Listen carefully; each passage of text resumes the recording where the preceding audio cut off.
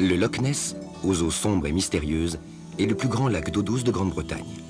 Creusé par les glaciers il y a des milliers d'années, il mesure 37 km de long pour environ 2 km de large. À certains endroits, il fait plus de 300 mètres de profondeur. Le lac se trouve entre Fort Augustus et Inverness, à l'extrémité nord du Great Glen, la grande faille qui traverse les Highlands et qui modèle des paysages grandioses. Sur sa rive nord s'élèvent les remparts en ruine du château d'Urquhart, empreint de mystère et de romantisme. L'eau miroite sous les rayons du soleil.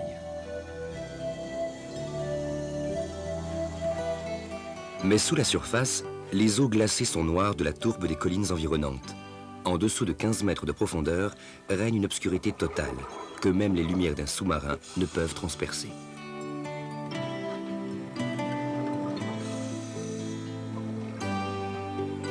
L'antre idéale pour un monstre solitaire tapi au fond du lac depuis la nuit des temps.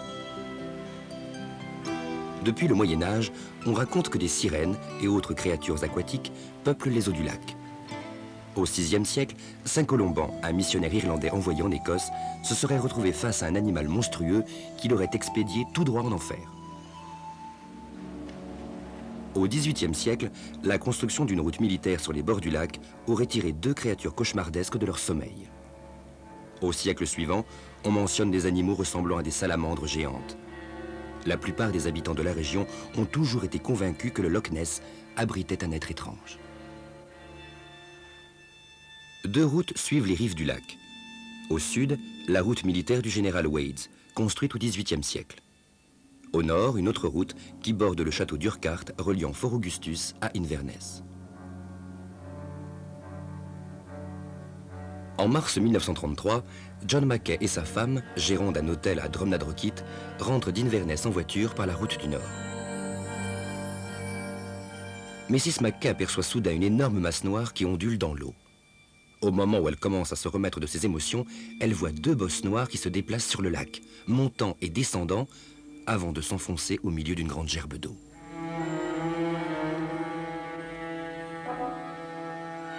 En novembre de la même année, un certain Hugh Gray prend la première photographie du soi-disant monstre. Le 6 décembre, elle paraît en première page d'un journal, le Daily Sketch. Son rival, le Daily Mail, réagit aussitôt et envoie Montague Weatherall, un chasseur de fauves, pour traquer cet animal mystérieux. Weatherall et son caméraman arpentent les rives du lac.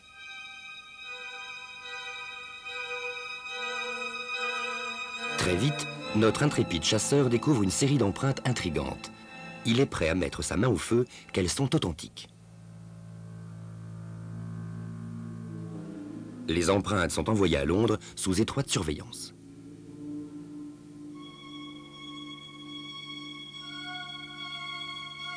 Le Mail entretient la fascination du public pour le monstre du Loch Ness, que tous surnomment désormais Nessie. En y regardant de plus près, on découvre que les empreintes mystérieuses de Weatherall ont été faites par les pattes d'un hippopotame empaillé.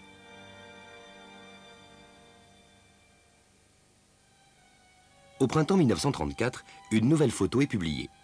L'auteur est un gynécologue, Robert Kenneth Wilson. Elle paraît dans le Daily Mail du 21 avril avec la légende « La photographie du chirurgien ». Parmi toute la série de clichés pris par Wilson, celui-ci est devenu un classique. Quant à Wilson, il n'a jamais prétendu avoir photographié Nessie, mais simplement un objet qui se déplaçait sur le lac. Les scientifiques se montrent très réservés sur le sujet, mais beaucoup de gens sont disposés à croire un homme du cru, comme le garde-pêche Alex Campbell, qui a rencontré Nessie à maintes reprises. C'était il y a longtemps, plusieurs années. J'avais embarqué un policier avec moi dans le bateau. Il y avait des vols de moutons à l'époque, et avec la police, on travaillait main dans la main. J'avais donc pris l'agent John Fraser avec moi, un type très bien. Et on ramait tranquillement pour aller à l'autre bout du lac, où il y avait une bergerie. Et à mi-chemin, en traversant le lac, On a entendu de l'eau gicler. Il était plus de minuit, il faisait sombre. Alors John, enfin l'agent Fraser, a fait « Dieu du ciel, qu'est-ce que c'est que ça ?» Je lui ai dit « T'en fais pas, c'est la bête. » Et on l'a écouté respirer. Comme ça. C'est le bruit qu'elle faisait, vraiment bizarre. Et lentement, elle a disparu. Je veux dire qu'elle s'est enfoncée dans l'eau. On entendait le bruit et puis tout est redevenu calme. C'était superbe. À peu près à la même époque, Richard Synge est lui aussi témoin d'un spectacle inhabituel. Eh bien, c'était en août 1934. J'étais à l'hôtel à Fort Augustus avec mes parents et mes sœurs. J'étais en train de me raser en regardant par la fenêtre. C'était une belle matinée, sans vent, l'eau était lisse comme un miroir, quand j'ai vu une bosse noire. Dans cette lumière, elle avait l'air noire en tout cas.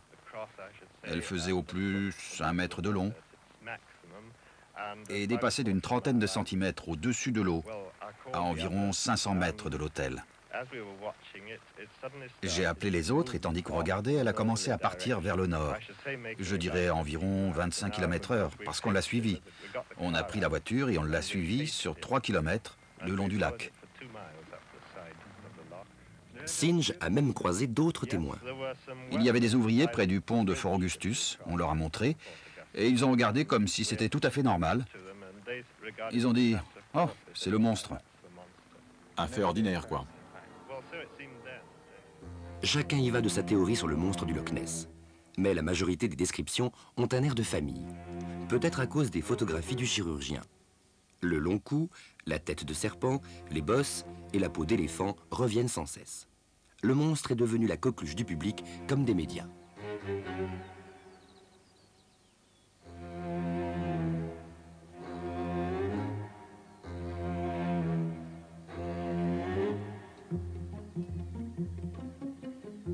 De temps en temps, le monstre apparaît aussi sur la terre ferme. Nous sommes en juillet 1933, en plein après-midi, et il fait très chaud. Les Spicers, un couple de Londoniens, roulent tranquillement sur l'ancienne route militaire. Soudain, à environ 4,50 m devant eux, ils voient une bête mesurant une dizaine de mètres émerger de derrière les buissons et leur barrer la route un instant. M. Spicer déclare après l'incident qu'il s'agissait d'une vision répugnante. La Deuxième Guerre mondiale fait passer Nessie au second plan, même si un certain nombre d'observateurs aériens de l'armée disent avoir vu quelque chose. Le dictateur italien Mussolini se vante même d'avoir fait tuer le monstre par ses bombardiers. Mais cette forme de propagande originale ne réussit pas à entamer le moral des Britanniques.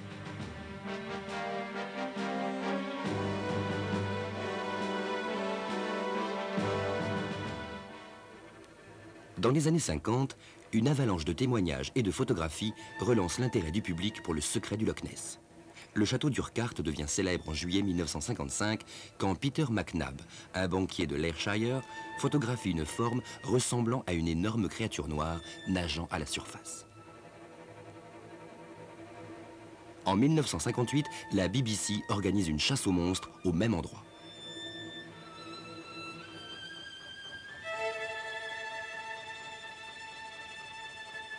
Grâce à la BBC et aux gros steamers ancrés dans la baie d'Urquhart, qui semble être un des repères favoris du monstre, la science moderne s'intéresse au mystère du Loch Ness. Un sondeur à ultrasons explore les eaux au-dessous du steamer.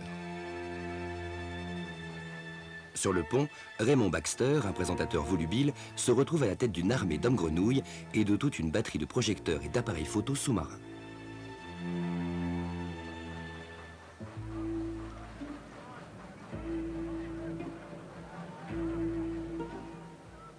Malheureusement, Nessie se refuse à venir jouer avec les hommes grenouilles de la BBC.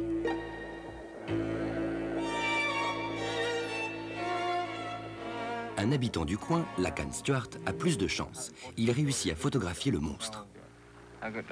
Je me suis levé comme d'habitude ce matin-là et en allant à la fenêtre, j'ai vu ce que j'ai d'abord pris pour un bateau qui s'éloignait du château d'Urquhart.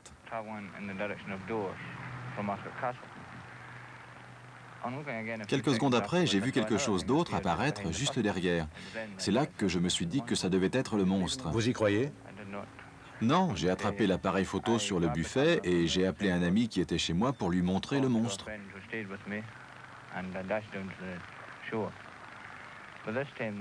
Le monstre avait déjà traversé le lac et il se dirigeait de mon côté. J'avais juste les 3 bosses dans mon viseur, alors j'ai pris la photo. D'ailleurs, c'était pas loin d'ici, juste de l'autre côté du lac. Je pense qu'il m'a vu car il est parti à toute allure et il a plongé. La BBC n'a pas réussi à trouver le monstre, mais le sondeur installé sur le bateau a recueilli un signal inhabituel.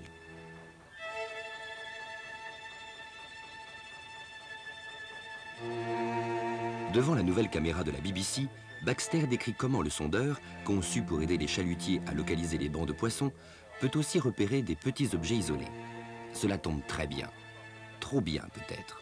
Un signal particulièrement net a été enregistré juste au moment où le bateau faisait ses manœuvres de mouillage.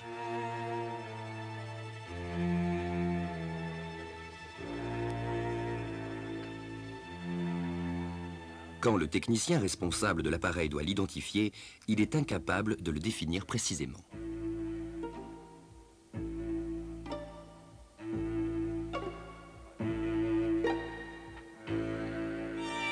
Le signal a été capté au moment où le bateau quittait les grands fonds du lac, sur une plateforme peu profonde.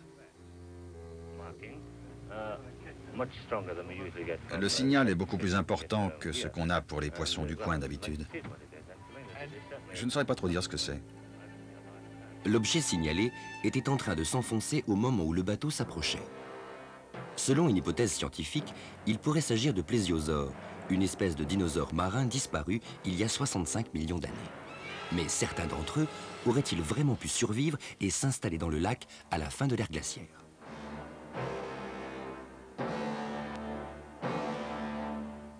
On a cru que les sélacantes avaient disparu il y a 70 millions d'années, jusqu'à ce que l'on en pêche plusieurs dans les années 30. Alors, pourquoi pas des plésiosaures dans le Loch Ness? Mais rien n'indique qu'il ait vraiment été relié à la mer, et même s'il l'avait été, comment un reptile marin tropical aurait-il pu s'adapter aux conditions de vie dans le lac?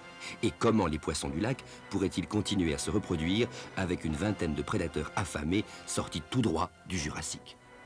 Dans les années 60, c'est au tour du bureau d'investigation du Loch Ness d'essayer de résoudre le mystère. Des bateaux équipés de sonars sillonnent le lac, des autogyres vrombissent dans le ciel, des sous-marins explorent les fonds aquatiques. Tim Dinsdale est un chasseur de monstres à plein temps, venu sur place pour trouver Nessie. En avril 1960, il fait sensation en filmant ce qu'il pense être le monstre, une forme qui semble nager de l'autre côté du lac en laissant un sillage en zigzag.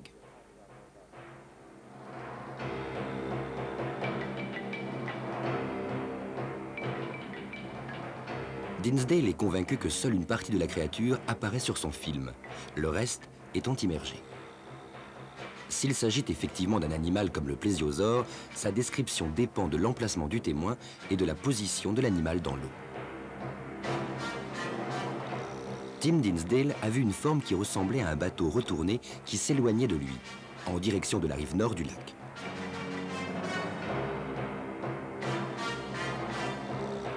D'autres témoins ont vu le monstre différemment, selon qu'il était au-dessus de la surface ou juste en dessous.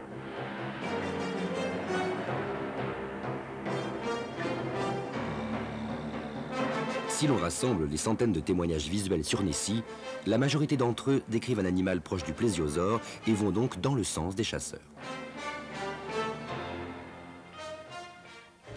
Robert Rines, président de l'Académie américaine des sciences appliquées, s'est lui aussi intéressé aux monstres. Au début des années 70, Rines a décidé d'aller photographier Nessie sous l'eau.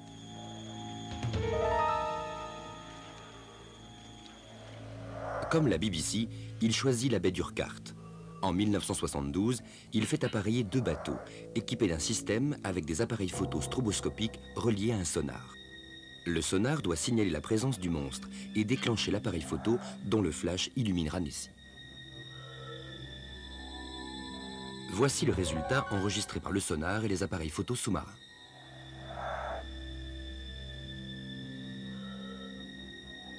En l'agrandissant à l'ordinateur, on obtient cette image. Est-ce une des pattes palmées du monstre du Loch Ness? Des spécialistes estiment qu'elle fait environ 2 mètres.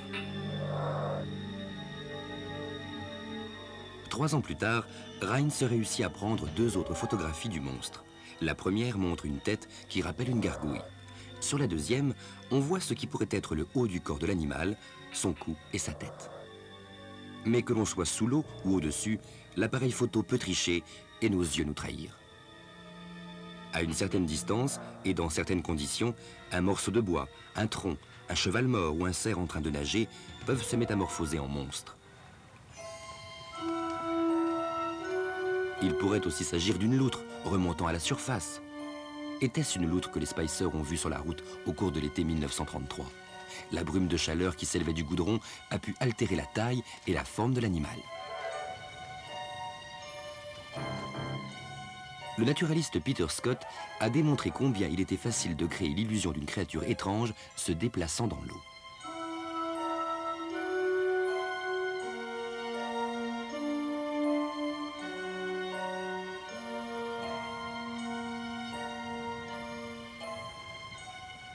De Nessie à un homme grenouille, il n'y a qu'un pas. À 1 ou 2 kilomètres de distance, un petit bateau à moteur qui va d'une baie à l'autre laisse derrière lui un sillage qui pourrait être celui d'un monstre. Par beau temps, le sillage d'un bateau est constitué de petites crêtes en biais par rapport à la trajectoire.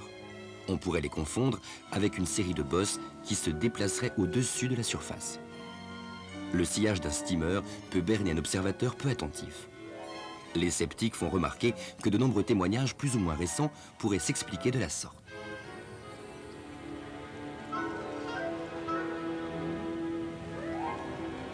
Certains phénomènes naturels pourraient être à l'origine des plus célèbres clichés de Nessie. Il a été suggéré que la photo prise par Hugh Gray, la toute première, était en fait celle d'un labrador s'ébattant dans l'eau. La photographie de McNabb serait tout simplement le sillage d'un bateau qui serait passé juste avant qu'il n'appuie sur le déclencheur. D'autres images du monstre sentent la supercherie. Dans les années 70, Frank Searle, un épicier de Londres, devenu chasseur de monstres, affirme avoir pris des photos du monstre à 8 reprises. Mais ces clichés, parmi les plus nets jamais montrés, ne seraient-ils pas de simples montages de dinosaures sur un quelconque fond aquatique?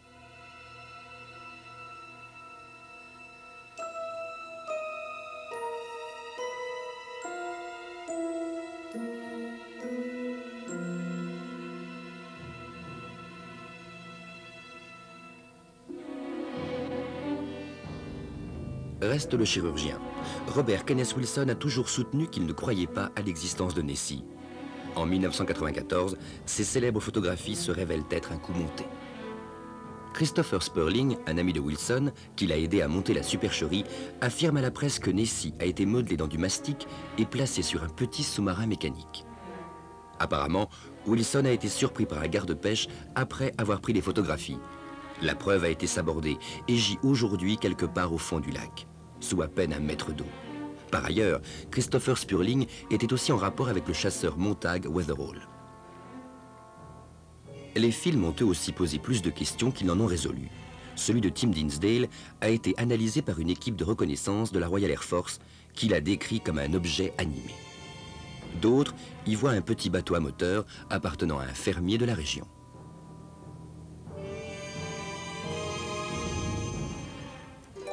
En 1987 a lieu l'opération Deep Scan, exploration des profondeurs, un balayage au sonar du Loch Ness avec 2 objectifs. Faire sortir Nessie de sa tanière et recueillir des informations sur l'environnement écologique unique du lac. L'armada de yachts de Deep Scan couvre environ 80% du lac, sondant ses fonds escarpés. Le directeur de l'opération, Adrian Shine, un spécialiste du Loch Ness, se montre plutôt sceptique. On s'attendait tout de même pas à remonter un reptile du Jurassique. Un gros poisson peut-être. Et ça aurait été suffisant pour moi. Les sonars de Deep Scan captent des signaux provenant d'objets de grande taille, mais ils ne réussissent pas à apporter de preuves définitives de l'existence de Nessie.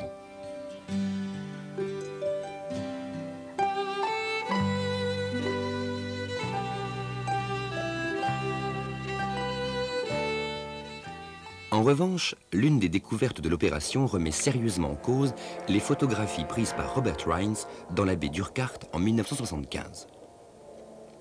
Une caméra sous-marine a été descendue au même endroit.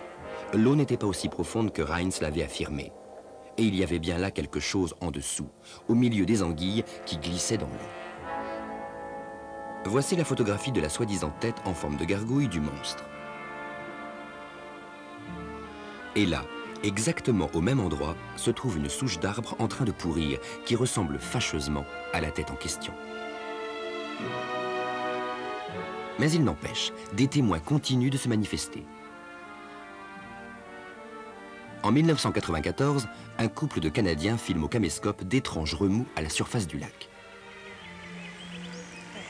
C'est quoi ce truc? Mets le zoom. C'est au maximum. John? John? Non. Yes. John? Look at it. Look at how fast Regarde that à quelle runs vitesse from. ça se déplace.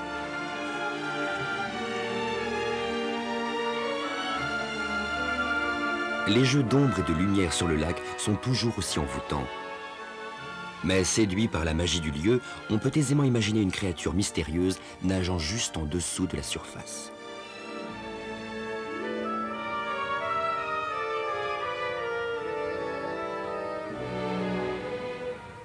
Le Loch Ness ne nous a pas encore révélé tous ses secrets. Et les chasseurs espèrent toujours attraper le monstre.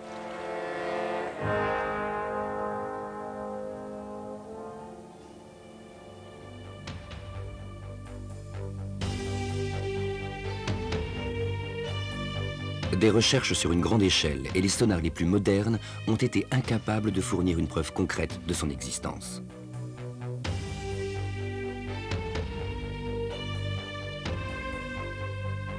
Une telle découverte aurait constitué un des événements scientifiques majeurs de ce siècle.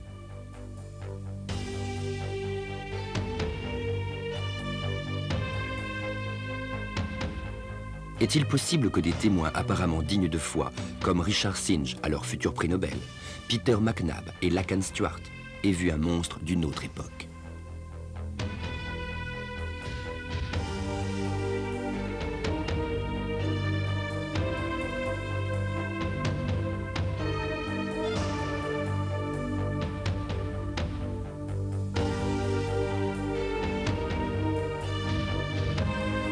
Et que penser du film tourné par Tim Dinsdale en 1960?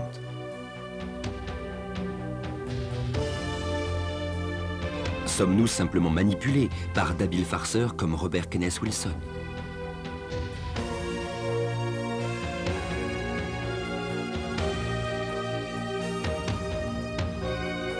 La théorie du plésiosaure est loin d'être satisfaisante.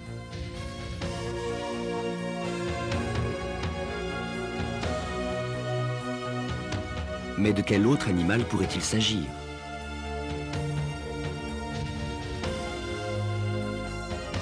En 1932, une certaine Miss MacDonald affirme avoir vu une créature ressemblant à un crocodile avec une petite tête qui remontait la Ness, une rivière peu profonde, jusqu'au lac. Sa description évoque un esturgeon de la mer Baltique, un poisson migrateur qui peut atteindre une taille étonnante.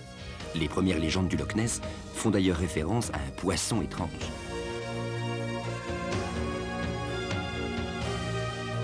Après tout, peut-être y a-t-il vraiment une énorme créature d'un autre temps qui nage silencieusement dans les eaux sombres du Loch Ness.